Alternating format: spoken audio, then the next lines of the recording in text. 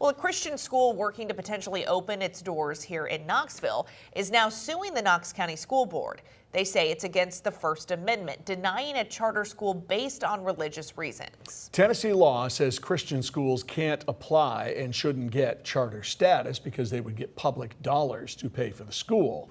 Our Jared Austin joins us in the newsroom. Jared, the school board just today denied sending that request to the Commissioner of Education. Yeah, school board members have a lot of questions about this right now. They're wondering, first off, why they're getting sued, since state law already says charter schools cannot get public dollars if they are a religious school. Another concern some board members have is their application. It was due February 1st, so just a couple days ago, but board members say the school never submitted that application. One person spoke at today's board meeting. He cites the U.S. Constitution, saying religion should stay out of any schools getting tax dollars. The government doesn't pick sides, and having a religious charter school or a religious private school that is supported by the state is the government meddling, in religion.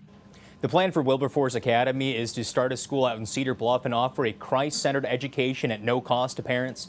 Wilberforce's lawsuit adds the Constitution's First Amendment forbids this type of discrimination, denying a charter school based on religion, guys. All right, you did reach out to Wilberforce, the folks who are doing this and filing the suit right after the decision today. What'd you learn? Yeah, just reached out to the school and their attorneys on the lawsuit. Just have not heard anything back yet, but once we get information, we'll be sure to let you know.